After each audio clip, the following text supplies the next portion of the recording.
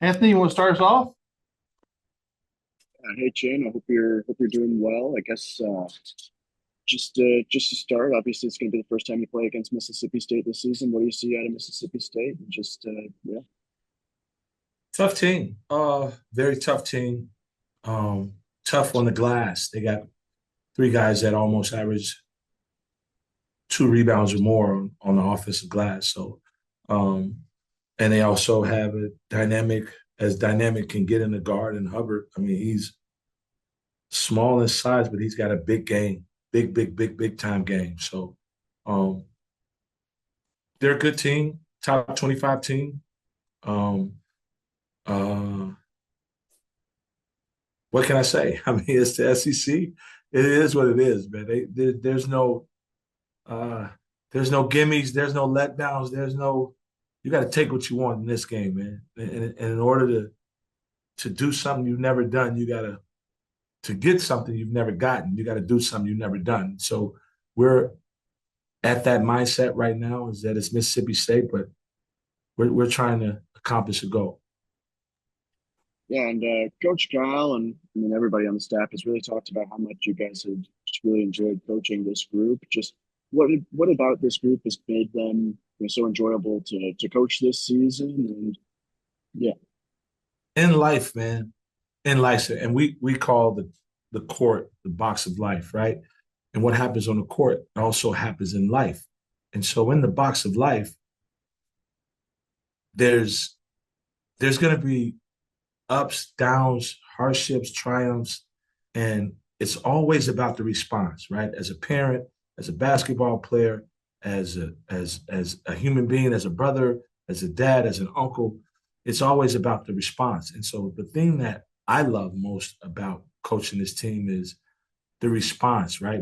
We've been in a 12 round heavyweight fight and we've got hit with a bunch of different knockout punches and we've always gotten up and we've always responded. Like this team is continuing to hunt, this team is continuing to fight, and that makes it fun. That makes coaching. I mean, listen, bro, I say it all the time. Calm seas does not make a good sailor, right? It's a good sailor is when there's a perfect storm, and when there's a perfect storm, let's see if you can sail through that. It's easy to sail a boat when there's the seas are calm and the water is calm. That's easy, right? Can you sail when there's a perfect storm? And we've been through somewhat of a storm, and we're sailing through it. and then last one for me for now, just we're starting to see some guys kind of announce that they're planning on entering the portal if their seasons have come to an end at this point. Just as you guys kind of prepare to look into the transfer portal, just or maybe kind of what you're looking for and guys that you're trying to get out of there, and just how do you kind of navigate that kind of recruiting? We've kind of been working on the portal in the parking lot, so to speak, because obviously our goal is to, keep the main thing, and that's complete this season and complete this season on a high note. Our goal is to win the conference tournament and make the NCAA tournament, and so we have some goals that are on the forefront of our minds. But at the same time, obviously, it's our job and it's part of the business that the portal we've kind of been working on in the parking lot, so to speak, on the side of everything else that we're doing. So we hear about some of those guys and some of those players who may or may not be entering the portal, and we've got a watchful eye on them from afar until that time comes. We'll cross that bridge when we get to it. But we're kind of in the mix a little bit in terms of the portal, but it's just in the parking lot right now. It's not an immediate thing that we're dealing with. Connor. Yeah, coach, against Vanderbilt, you guys in the first half, Vanderbilt out rebounded you at the offensive and defensive end. Second half, y'all rebounded them 22-10, outscored them 16-0 in second chance points. Just how big is it for you to get that kind of effort from all seven guys on the glass? Well, hopefully this game, we won't have that effort until the second half. That needs to be a constant effort in the first half because this is a team that we're about to play in Mississippi State that really attacks the offensive glass. So uh, we were able to respond, right? Again, it's always about the response. We talked about that at halftime, and guys stepped up to the challenge and respond. And as you can see, the one who really accepted that challenge was TB. I mean, TB flew around like his motor was unbelievable. He flew around and tracked down balls way out of his area. Just the motor and the effort. We're going to need that times 10 in this game because they have a couple guys that played with an equal motor and effort. And maybe I don't know if you could say someone is as equal as athletic as TB, but someone that has some above average athleticism. But we're going to need that effort. Happy that we were able to respond because we needed to win that game. And so from the first half to the second half, we were able to respond in a couple different areas, and that was one of them. And so we were able to get a big time win that was much needed. Then I wanted to ask about the latest on Adu Thero. Obviously, he's missed the last handful of games. Do y'all expect him to be back? Is he going to at least be with the team tomorrow, or what's the latest on him? To my knowledge, nothing has changed. That would be obviously another question for our medical staff. But the SEC report will come out very soon. So, but to my knowledge, there's been no changes in his status. Jackson. Hey, Chin, you mentioned Josh Hubbard. I think he over 60%, 75% of his points are either threes or free throws. What's the key to maybe cutting off a guy that can hurt you outside and get to the free throw line, attack the paint? We got a couple different things schematically on the defensive side that we're going to do with him.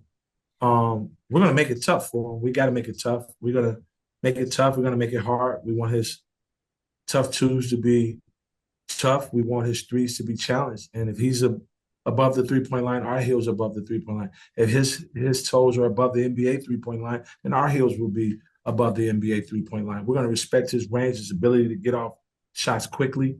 We're going to respect his ability to drive the ball and get fouled. So we're going to try to guard him without fouling. What gave us, sort of a rough draft is number one, Edwards, Vanderbilt.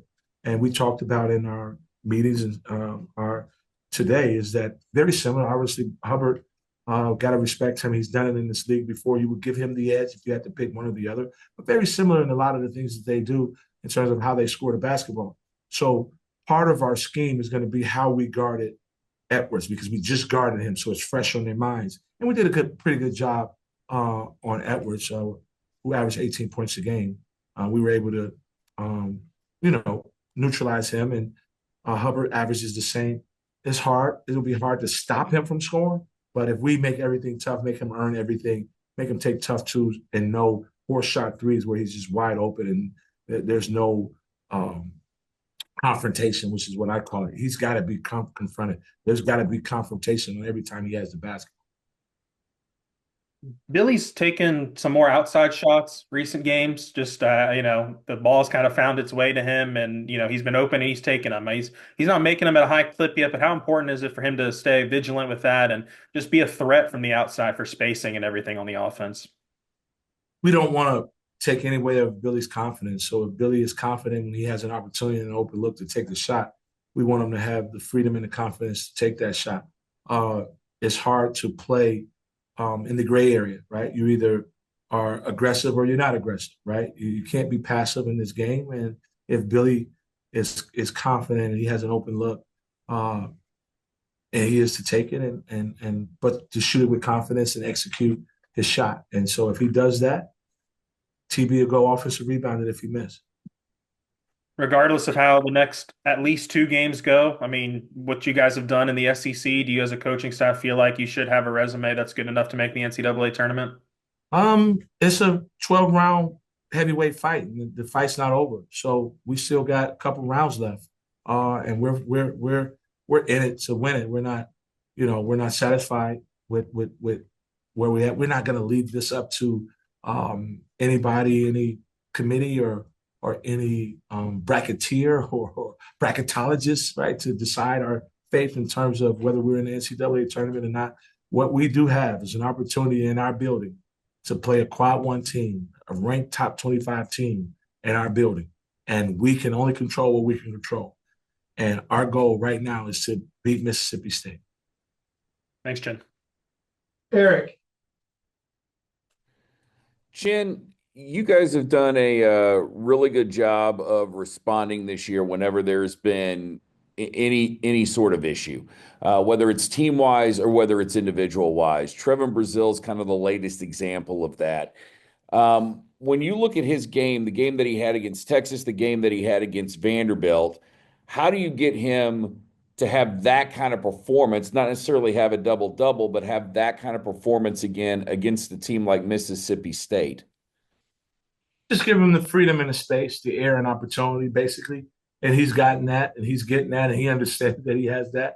He understands that he's got the air, he's got the opportunity. It's up to him to take advantage of the position that he's in right now, right? And he's taking fully advantage of that. You're right. And his last game, if he can just build off of that, this thing can go a long ways. If he can just build off of that and remember that motor, that engine, and play with that kind of passion, that kind of athleticism.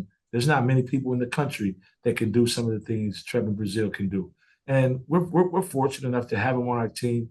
We're happy that he's hung in there with us as a staff. And after the Vanderbilt game, I thanked him personally because he could have went in the tank, right? And because the air and opportunity wasn't there, or whatever the case may be. But he's been a real professional, and this is what professionalism looks like, right? Stay ready so you don't have to get ready. And when your number is called, you answer the bell.